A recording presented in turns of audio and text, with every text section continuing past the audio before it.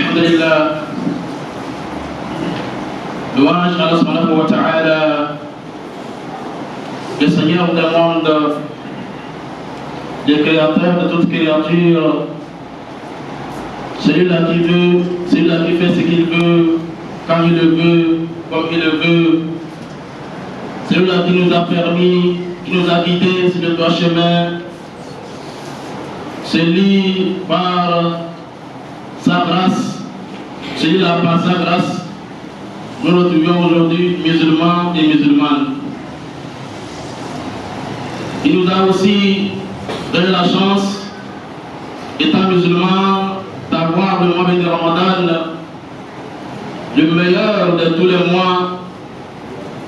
Et dans ce mois de Ramadan, Allah a choisi pour nous une nuit spéciale et très spéciale qui ne peut s'égaler à aucune autre nuit. Je témoigne qu'il est le seul dans son trône et que le prophète Mohammed sallallahu alayhi wa sallam est son messager et son prophète. Que la paix et le salut de Dieu soit sur le seul du prophète Mohammed sallallahu alayhi wa sallam, ainsi que ses compagnons et tous ceux-là qui les ont aidés jusqu'au nous qui sommes en train de faire de notre mieux et ceux qui viendront après nous qu'Allah nous fasse miséricorde.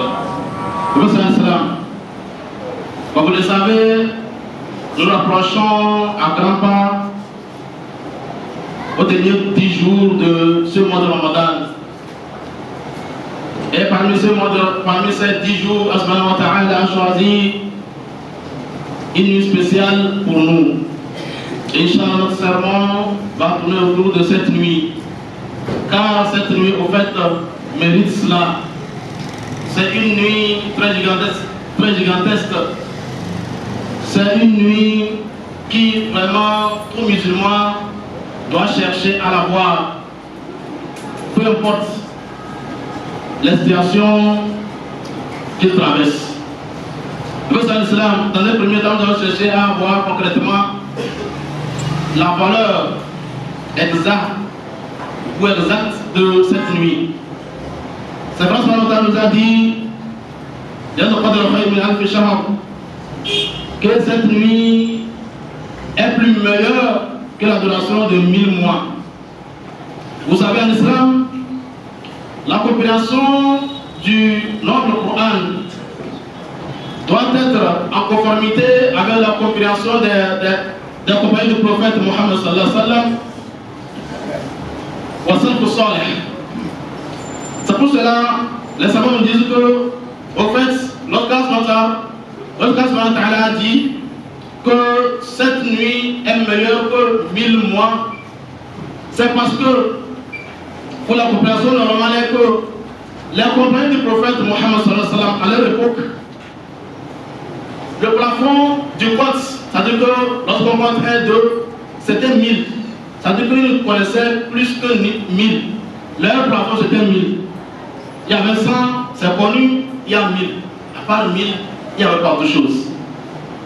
Alors, pour la meilleure population, 1000 ici veut dire, c'est-à-dire que le niveau, le plafond du Quds, est-ce qu'il faut le comprendre aujourd'hui? Nous avons 1000, 100, 1000, nous avons millions, nous avons milliards.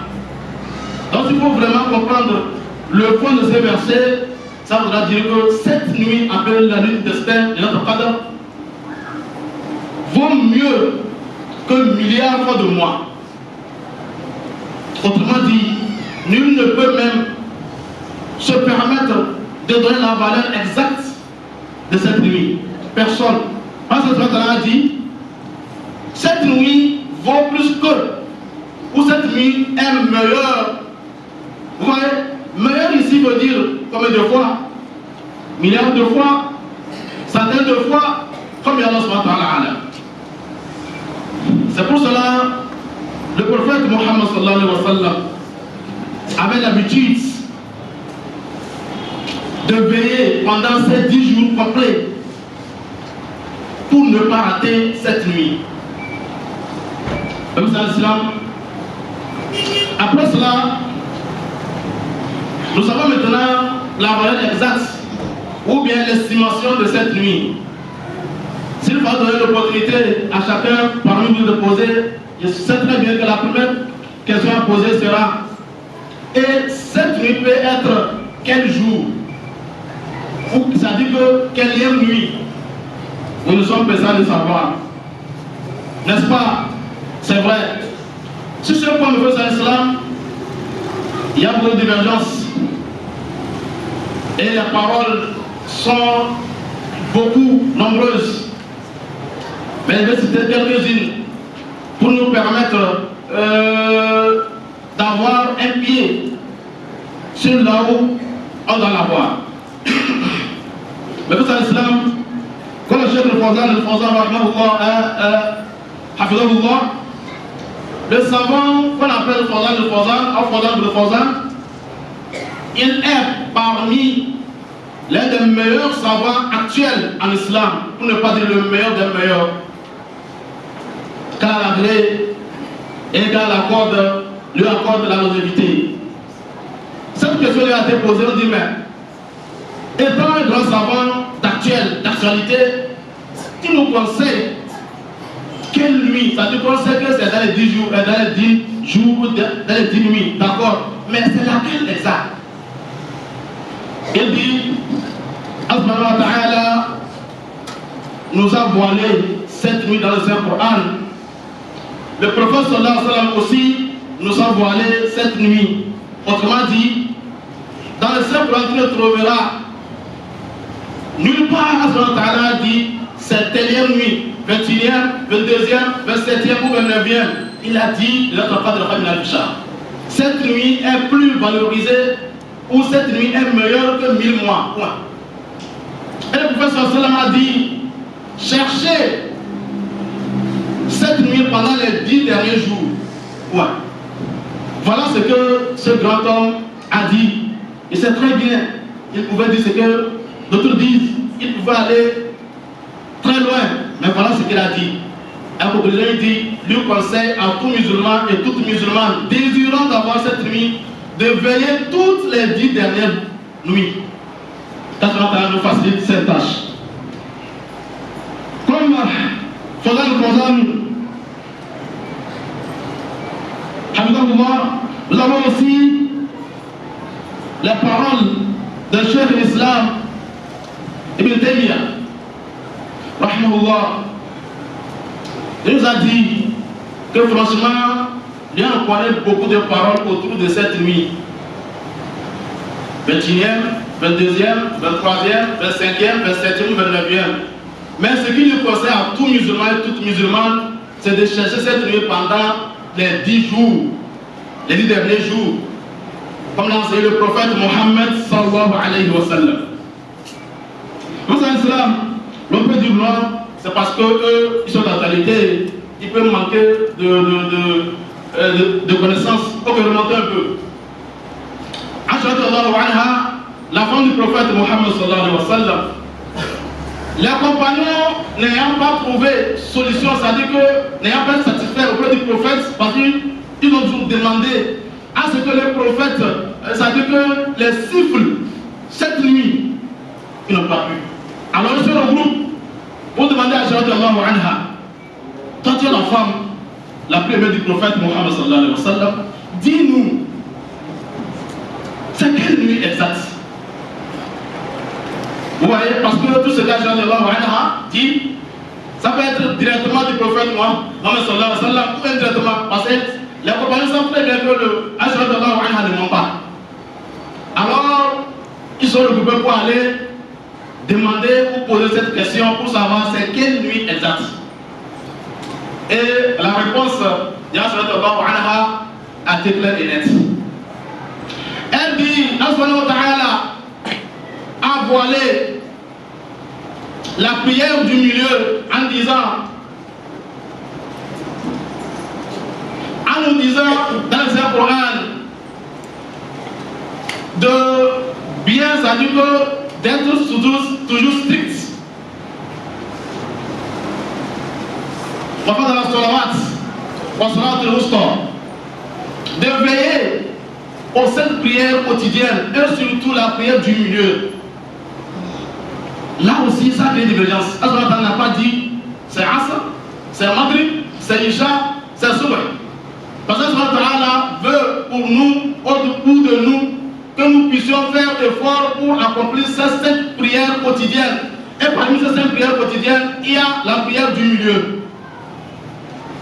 Vous voyez, donc, ça dit que c'est pour nous encourager à faire mieux.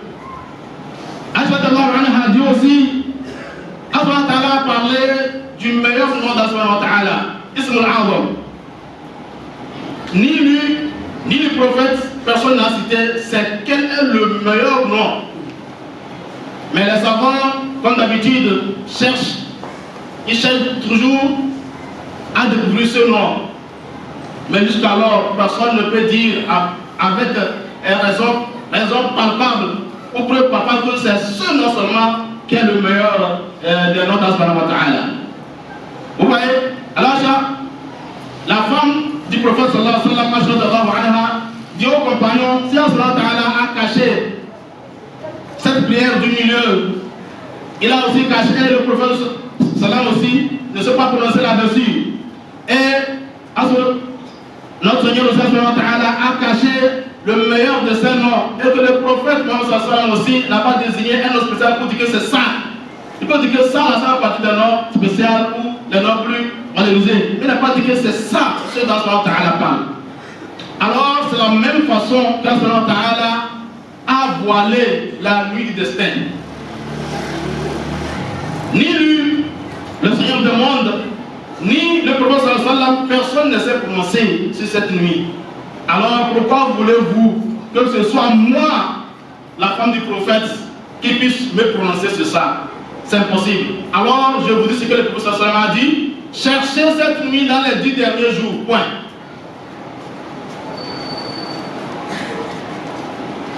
Nous sommes remontés. Vous ne pas dire que non, ce que j'avais cité, c'est les savants d'actualité. Voilà, nous sommes remontés jusqu'au prophète Mohammed sallallahu alayhi wa sallam. On n'a pas trouvé des preuves. Comme c'est l'islam, là, il y a parmi les compagnons, ça dit qu'il y a divergence. Il y a ceux-là, par les réformes, on dit non, c'est la nuit du 23e jour, ça dit que c'est la 23e nuit. D'autres là disent non, c'est la 27e nuit. Par exemple, Ibn Abbas, au réveil de Qad, pour eux c'est la 27e nuit. Ou d'autres Sahaba, compagnons, c'est la 23e nuit. La meilleure façon, bien la meilleure des paroles. Nous savons aussi très bien que le prophète sallallahu alayhi wa sallam a parlé des nuits impaires. 23e ou 21e, 23e, 25e, 27e et 29e. Là aussi il y a problème. Quand on parle de nuits impaires, commençant par 20 ou 21, ça dit que 23e, 21e est une nuit impaire. 23e c'est une nuit impaire. 27e c'est une nuit impaire. Mais est-ce qu'on commence par en haut? Tout est possible. 30. Là, la 8e nuit devient la nuit impaire. Maintenant, quand on parle ici, par en bas, c'est une nuit impaire. Alors, ça dit que toutes ces 10 nuits peuvent être impaires ou paires. C'est pour cela que tu dois veiller pendant ces dernières nuits. C'est la meilleure version. J'interdis à quiconque d'écouter ou de pratiquer ceux-là qui disent non, c'est telle nuit. Mais par rapport à ce que moi je sais et les preuves que j'ai ici, je dis à tout musulman et tout musulman de veiller pendant ces 10 dernières nuits. C'est la meilleure des façons, comme ce que le prophète sallallahu alayhi wa sallam a dit ou a fait. Ne te laisse pas berner. Ok, même si tu connaissais cette nuit, c'est telle nuit, tu sais très bien que les autres nuits que tu te lèves pour évoquer, pour prier, tu as ces récompenses, vrai ou faux? Alors fais-le. On n'est jamais satisfait des récompenses, comme nous ne sommes jamais satisfaits de l'argent. On cherche toujours. Alors le prophète sallam, attention aux ceintures. Tu t'es endormi pendant toute une année. Je ne suis pas sûr que veiller pendant ces 10 jours peuvent te tuer. Même si tu mourrais parce que tu as veillé ces derniers jours, tu es shahid, tu iras au paradis. Allah nous pardonne et nous facilite. Le prophète sallam, à l'ambassade, on demandait ok, pendant cette nuit, au cours de cette nuit, qu'est-ce qu'on doit réellement faire? N'est-ce pas? C'est une question qui peut venir. Qu'est-ce que je dois faire? Je dois dormir, je dois me réveiller. Qu'est-ce que je dois faire? Là, il y a beaucoup de choses à faire. Fais ce que tu peux. Nous allons citer quelques œuvres. Quelques œuvres juste ici pour nous permettre de nous diriger, c'est tout. Quand on peut lire le Saint-Coran, n'est-ce pas? Tu peux lire le Saint-Coran, il faut lire. Lis. Cette nuit commence de Maghrib jusqu'à Fajr, jusqu'à l'aube. Lis le Saint-Coran. C'est la prière, tu es apte de prier, prie. Parce que les gens pensent que cette nuit c'est juste la prière. On s'arrête 30 à 45 minutes dans 2 à 4. Les gens dorment. Non, c'est pas ça. C'est révolu. C'est l'ignorance. Tu es capable de prier, prie. Par rapport à ta capacité, c'est pourquoi nous avons à tous les imams de voir l'ensemble de ceux qui dirigent dans la mosquée, voir leur capacité. N'allez pas faire dormir les gens. Tu n'as rien fait. Mon frère et ma soeur musulmane, mon frère musulman, si tu vois que dans ta mosquée, l'imam dure trop, il prend du temps, vous dormez, prie chez toi. Prie chez toi. Veille à ce que personne de ta famille ne dorme. Veille à ce que tu ne dormes pas. Prie chez toi par rapport à ta capacité, c'est meilleur. Parce que tous les imams de Cassitran, du début jusqu'à la fin de cette journée, ils peuvent finir 2 fois le Saint-Coran. C'est quelle prière ça? Quand nous pardonne. Alors nous avons le Saint-Coran, la lecture du Saint-Coran, nous avons la prière, nous avons aussi les sodakot, l'aumône, les offrandes. Ceux-là qui sont riches, attachez vos ceintures. Si vous pouvez même charger des petits temps, pendant cette nuit, circuler de mosquée à mosquée, distribuer tout ce que vous avez. Parce que cette nuit, au fait, c'est une nuit très restreinte pour les anges.